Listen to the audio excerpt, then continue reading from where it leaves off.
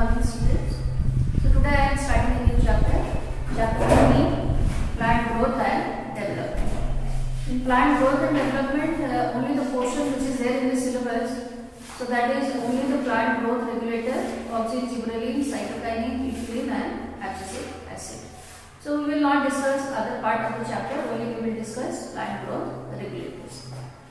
Plant growth regulators, these are all small and simple molecules, and either these are the compounds, indole compound or adenine derivative adenine, so that is a nitrogenous base which is found in DNA. Carotenoid, so that is a pigment that is orange in color, either carotenoid derivative, dark pink or gas like ethylene. So these are all the simple compounds, and these compounds they are produced at the tip of the root and tip of the shoot. But from that particular place where they are synthesized, they will migrate to other place where they need to function.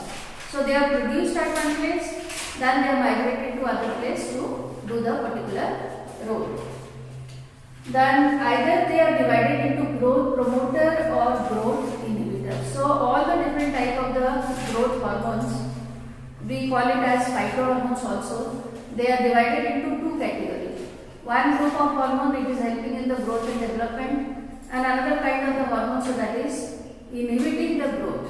For example, auxin and the cytokinin and the gibberellin. So these are called growth promoter. They are helping in growth.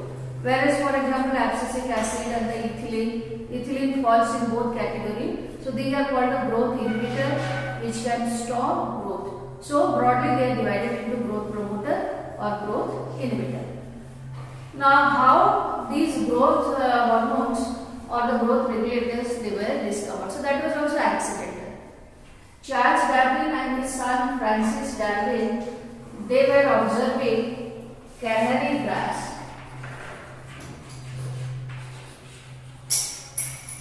So they were observing the growth in the canary grass, and they saw that when the tip, so that is illuminated with light in one particular direction, then it is seen that the growth is taking place towards light.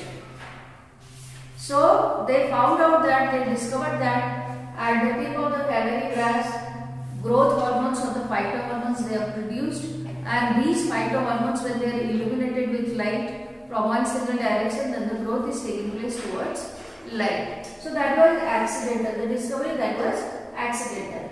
And F.W. when he isolated auxin from the oat seedling, they discovered that the phytohormones they are responsible for the growth, and the phytohormones they are produced at the tip of the shoot. But when isolated the auxin from the oat seedling, he also did experiment. He took the oat seedling and he cut the tip of the oat seedling. Then the tip, so that was placed on agar block.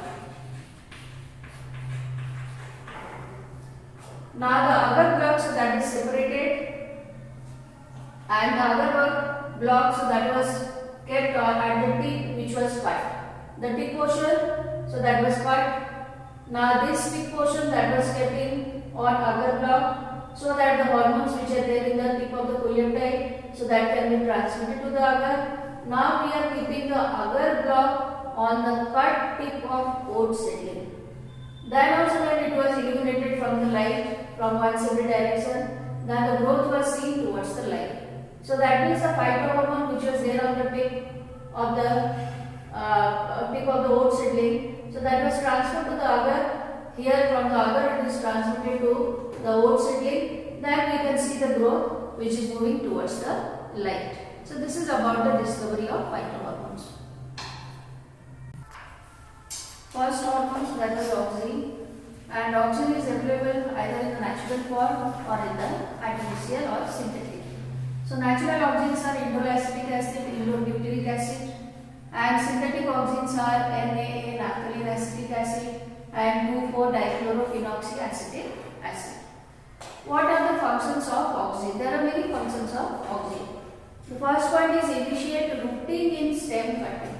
For example, suppose you cut a stem and you dip the stem in water which is having auxin. Then you can find out within few days roots develop from the base of the stem. So if you want to propagate stem, then you can use auxin because it can promote the growth of roots.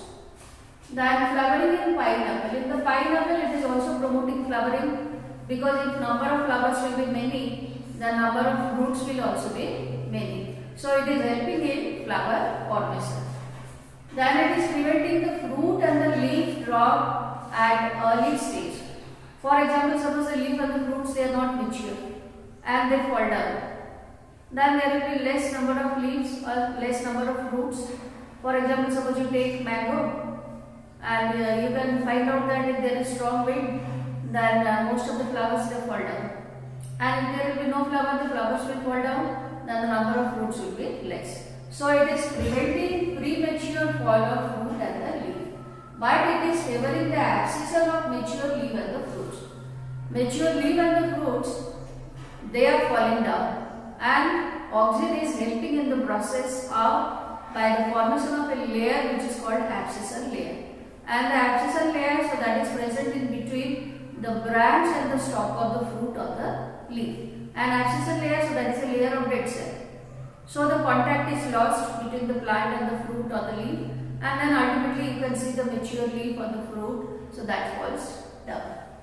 Then inhibit growth of lateral bud. There is a phenomenon which is called apical dominance. Apical dominance means if there is a bud at the tip of the stem, then that can prevent the development of the lateral bud. So this process, this phenomenon, that is called apical dominance. And suppose you are removing the tip, then the hormone which is produced at the tip of the stem, now it is migrating to the lateral side, lateral direction.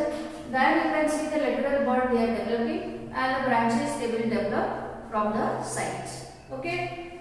Then it is inducing parthenocarpy. What is parthenocarpy? Parthenocarpy is the development of the fruit without fertilization. You know that fruit is developing from ovary. And it is developing from ovary only after fertilization. If by the application of the hormones ovary directly develop into fruit, then these kind of the fruits they are called parthenocarpic fruits. And these fruits they are not having seeds. For example, in the market you can find out grape with seed and without seed. With seed, so that here the fruit has developed after fertilization, and without seed here the fruit has developed without fertilization. Okay. And the last one is used as herbicides. Herbicides means to kill herb. Like for example in agriculture, in the crop field also you have seen that when farmers they sow rice seedlings, then with the rice plants you can find out some other herbs they are also developing. So there is no requirement of the herb. If you spray the crop field with auxin, then all these herbs they will be killed. So it is also used as herbicides. Gibberellic acid or the gibberellins, that is an acidic phytohormone. And more than 100 gibberellic acid it has been discovered from higher plant and fungus. And they are written as gibberellic acid 1, gibberellic acid 2, gibberellic acid 3, so on.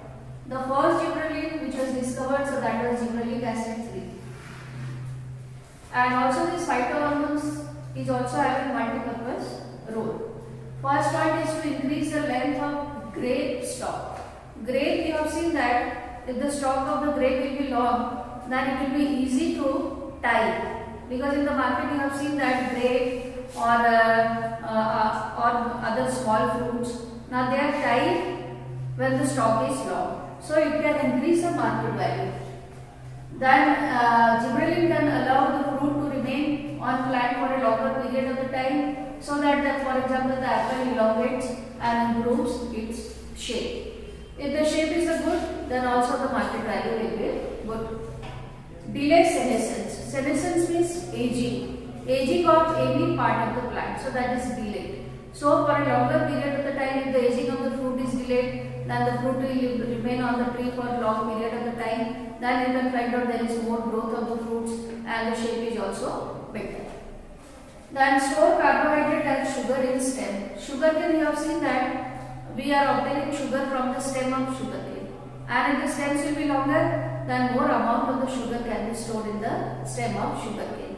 So gibberellin is also promoting the stem to be longer, so that we can get more amount of sugar from the plant.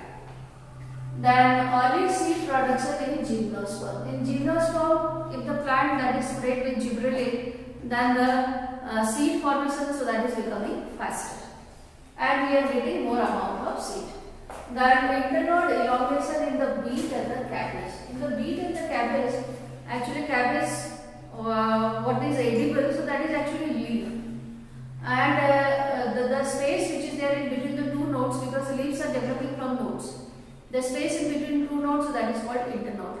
Now, if you want to elongate the internode, then also you can apply the plant with the help of the gibberellin, so that the internode it can be elongated, and now the rosette character, so that can be changed, and you can get the different type of the cabbage or the beet.